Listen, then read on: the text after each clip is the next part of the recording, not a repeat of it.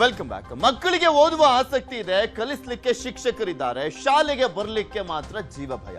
ಶಿಥಿಲ ಕಟ್ಟಡಗಳ ಆತಂಕ, ಭರವಸೆ ಕೊಟ್ಟು ಗಾಢ ಭವನ, ವ್ಯವಸ್ಥೆ ವಿರುದ್ಧ ಪೋಷಕರ ಆಕ್ರೋಶ, ಮಕ್ಕಳ ಜೀವಕ್ಕಿಲ್ವಾ ಗ್ಯಾರಂಟಿ?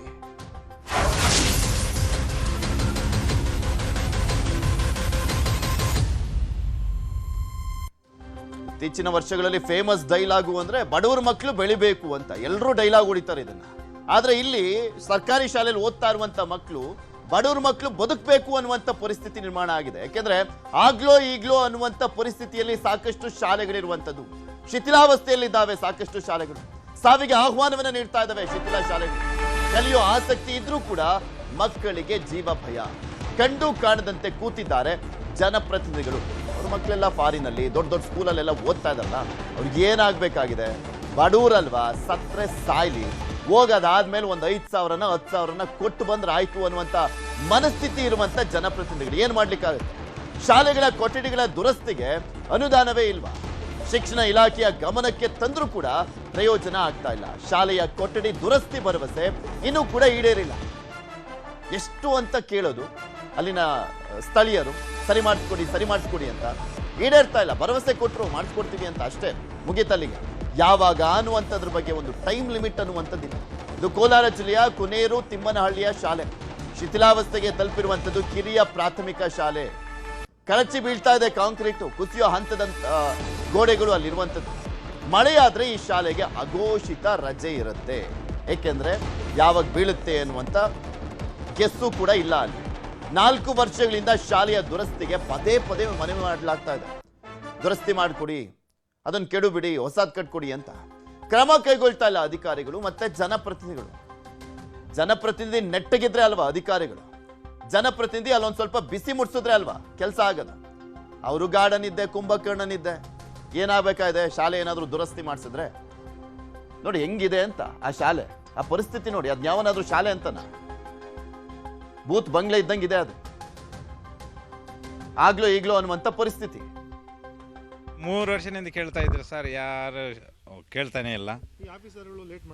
ಆಫೀಸರ್ ಲೇಟ್ ಮಾಡ್ತಾ ಇದ್ದಾರೆ. ಏನು ಮಾಡೋಕ್ಕಾಗಲ್ಲ, ನಾವು ಇನ್ನೇನು ಅನ್ನೋಕ್ಕಾಗೋಲ್ಲ.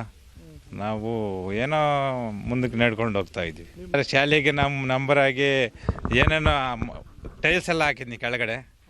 ಆ ಟೈಲ್ಸ್ ಹಾಕಿ ಒಂದು 3 ಅಡಿ ಹಳ್ಳ ಇತ್ತು, ಅದೆಲ್ಲ ರೆಡಿ ಮಾಡಿಕೊಂಡು ಆ ಮಟ್ಟಕ್ಕೆ ಬಂದಿದ್ನಿ. ಈ ಮೇಲೆ ಸೋರೋದು ಇವಾಗ ಅವತ್ತಿನಿಂದ ಹಳೆ ಕಾಲಿನಿಂದ ಹಂಗೆ ಐತಿ ಕಾಂಕ್ರೀಟ್. ಅದ್ರ ಮೇಲೆ ಹಾಕಿದ್ರೆ ಕೂಡ ಎಲ್ಲ ಸೋರೋದು ಗ್ಯಾರಂಟಿ. ಮತ್ತೆ ಕ್ಲೀನ್ ಕಲ್ಲು ಎಷ್ಟೇ ಇದೆ ಅಷ್ಟು ಕಿತ್ತಾಕ್ಬಿಟ್ಟು ಹೊಸಾಗಿ ಹಾಕ್ಬೇಕು. ಶಿಕ್ಷೆ ಇಲಾಖೆಯವರು ಕ್ಲೀನಾಗೆಲ್ಲ ಕಿತ್ತಾಕ್ಬಿಟ್ಟು ಕ್ಲೀನಾಗಿ ಇದಾಕಿ ಮಲ್ಡ್ ಹಾಕ್ಬೇಕು ನೀವು. ನೀರೆಲ್ಲ ಕೆಳಗಡೆ ಬಂದ ಮಳೆ ಬಿದ್ದರೆ ಎಲ್ಲ ಮಕ್ಕಳ ಕೆಳಗೆಲ್ಲ ನೀರು ಇರ್ತಾವ. ಗೋಡೆ ಒಂದು ಬಿದ್ದೋಗ್ಬಿಡ್ತಾ ಇದೆ. ನೋಡು ಈ ಥರ ಮಾಡ್ತಾ ಇದ್ದಾರೆ. ಊರಿಗೆ ಸರಿಯಾಗಿ ಮಾಡೋರು ಯಾರೂ ಇಲ್ಲ. ಸ್ವಾಮಿ ಮಾಡಿಸ್ತೀನಂದ. ಸ್ವಾಮಿ ಹತ್ರಕ್ಕೆ ಹೋಗಿದೆ, ನಾನು ಲೆಟ್ರ್ ಕಳಿಸಿ ನಾನು ಮಾಡಿಸ್ತೀನಪ್ಪ, ಈ ಸ್ಕೂಲ್ ಮಾತ್ರ ಮಾಡಿಸ್ತೀನಿ ಅಂತ ಹೇಳಿದ್ರು ಸ್ವಾಮಿಯವರು. ನೋಡಿ ಈ ಥರ ಇದೆ. ನೀರೆಲ್ಲ ಮಳೆ ಬಿದ್ದಿದ್ದು ನೀರೆಲ್ಲ ಕೆಳಗಡೆ ಇರ್ತಾವ. ಸೀಟ್ ಬೇಡ ಸರ್, ಮೊಲ್ಡ್ ಹಾಕ್ತಾರೇನು ಒಳ್ಳೇದ? ಏನೋ 2 ದಿವಸ ಇರುತ್ತೆ. ನಮ್ಮ ತಂದೆಯವರು ಕಟ್ಟಿದ್ದಿದ್ದು ಯಾವುದೋ ಕಾಲದಲ್ಲಿ. ಏನಂದರೆ ಆವಾಗ ಇದೂ ಇಲ್ದಿರ ಇತ್ತು ಅವ್ರು ಮಾಡಿರೋದು. ಇದು ಆಗಿದೆ 50 ಮೇಲೆ ಆಗಿದೆ. ಒಂದು 30-40 ಜನ ಮಕ್ಕಳಿದ್ದಾರೆ, ಬಡವರು ಸರ್. ಈಗ ನಾವು ಆದ್ಯತೆ ಮೇರೆಗೆ ನಮ್ಮ ತಾಲೂಕಲ್ಲಿ ನಮ್ಮ ತಾಲೂಕ್ ಪಂಚಾಯಿತಿ ಅನುದಾನದಲ್ಲಿ 17 ಶಾಲೆಗಳನ್ನು ಆದ್ಯತೆ ಮೇಲೆ ದುರಸ್ತಿಗೆ ತೊಗೊಂಡಿದ್ದೀವಿ. CSR ಅನುದಾನದಲ್ಲಿ 22 ಶಾಲೆಗಳು ಮಾಡ್ತಾ ಇದ್ದಾರೆ ಆಲ್ರೆಡಿ. ಮತ್ತು ಅದೇ ರೀತಿ ನಮ್ಮ ಜಿಲ್ಲಾ ಪಂಚಾಯಿತಿ ಅನುದಾನದಲ್ಲಿ 11 ಶಾಲೆಗಳು ದುರಸ್ತಿ ಮಾಡ್ತಾವ್ರೆ. ಈಗ ಕೋನೇಟ್ ತಿಮ್ಮನಹಳ್ಳಿ ಸಹ ಅಲ್ಲಿ ಮಕ್ಕಳ ಸಂಖ್ಯೆ ಕಡಿಮೆ ಇದ್ದಿದ್ದಕ್ಕೆ ಆದ್ಯತೆ ಮೇರೆಗೆ ನಾವು ಮಕ್ಕಳ ಸಂಖ್ಯೆ ಎಲ್ಲಿ ಜಾಸ್ತಿ ಇತ್ತು ಅದನ್ನು ಫಸ್ಟ್ ತೊಗೊಂಡಿದ್ದೀವಿ.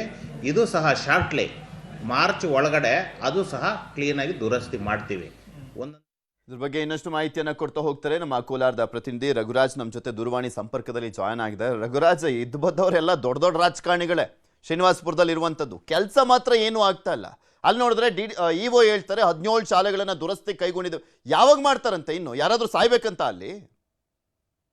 ಖಂಡಿತ ಪೃಥ್ವಿರಾಜ್, ಇದು ಶಿಕ್ಷಣ ಇಲಾಖೆ ಜೊತೆಗೆ ತಾಲೂಕು ಆಡಳಿತದ ನಿರ್ಲಕ್ಷ್ಯ ಎಷ್ಟಿದೆ ಅನ್ನೋದು ಇಲ್ಲಿ ಗೊತ್ತಾಗ್ತಾ ಇದೆ. ಯಾಕಂದ್ರೆ ಕಳೆದ 4 ವರ್ಷಗಳಿಂದ ಈ ಒಂದು ಶಾಲೆಯ ಒಂದು ದುರಸ್ತಿಗೆ ಒತ್ತಾಯ ಇರತಕ್ಕಂಥದ್ದು. ಆದ್ರೂ ಕೂಡ ಏನು ಈ ಒಂದು ಶಾಲೆ ಏನು ಕುಸಿದೋಗ್ಬೇಕಾ ಅಥವಾ ಮೇಲ್ಚಾವಣಿ ಬಿದ್ದು ಏನಾದ್ರೂ ಅನಾಹುತ ಆಗ್ಬೇಕಾ ಅಂತಕ್ಕಂಥ ನಿಟ್ಟಿನಲ್ಲಿ ಏನಾದ್ರೂ ಅಧಿಕಾರಿಗಳು ಕಾಯ್ತಾ ಇದ್ದಾರೆ ಅಂತಕ್ಕಂಥ ಅನುಮಾನ ಇಲ್ಲಿ ಕಾಡ್ತಾ ಇದೆ. ಯಾಕೆ ಅಂತ ಹೇಳಿದ್ರೆ ಎಲ್ರು ಕೂಡ ಬಡ ಮಕ್ಕಳೇ ಆ ಒಂದು ಶಾಲೆಗೆ ಹೋಗ್ತಾ ಇರ್ತಕ್ಕಂಥದ್ದು.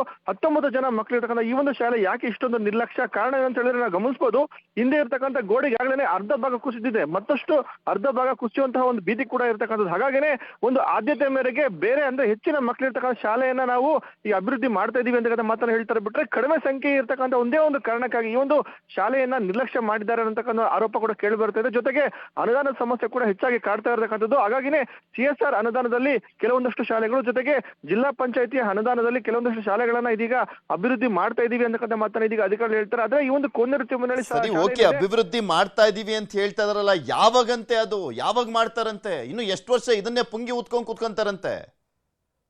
ಪೃಥ್ವಿ, ಏನು ನಾವು ಅಧಿಕಾರಿಗಳನ್ನ ಇದೇ ಒಂದು ಪ್ರಶ್ನೆ ಕೇಳಿದಾಗ ಇನ್ನು 2 ತಿಂಗಳಲ್ಲಿ ಈ ಒಂದು ಕಾಮಗಾರಿಯನ್ನ ಕೈಗೆತ್ತಿಕೊಳ್ತೀವಿ ಅಂತಕ್ಕಂಥ ಮಾತನ್ನ ಹೇಳ್ತಾರೆ. ಆದ್ರೆ ಗ್ರಾಮಸ್ಥರು ಹೇಳೋ ಪ್ರಕಾರವಾಗಿ ಈ ಒಂದು ಕಟ್ಟಡದ ಒಂದು ಮೇಲ್ಚಾವಣಿ ಕಂಪ್ಲೀಟ್ ಆಗಿ ಅದನ್ನ ತೆರವು ಮಾಡಿ ಅಲ್ಲಿ ಹೊಸದಾಗಿ ಒಂದು ಮೇಲ್ಚಾವಣಿನ ಹಾಕ್ಬೇಕು. ಜೊತೆಗೆ ಗೋಡೆಗಳು ಕೂಡ ಕುಸಿದು ಬೀಳುವಂತಹ ಸಾಧ್ಯತೆಗಳು ಇದೆ.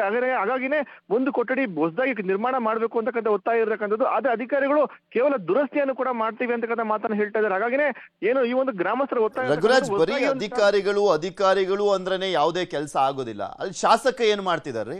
ಅವ್ರ ಗಮನಕ್ಕೆ ಬಂದಿಲ್ವಾ? ಓಟ್ ಹಾಕ್ಸ್ಕೊಳ್ಬೇಕಾದ್ರೆ ಮಾತ್ರ ಅಮ್ಮ ತಾಯಿನ ಇವಾಗ ಕಾಣಿಸ್ತಾ ಇಲ್ವಾ? ಅವ್ರ ಮಕ್ಳುಗಳು, ಓಟ್ ಹಾಕ್ದವ್ರ ಮಕ್ಳು.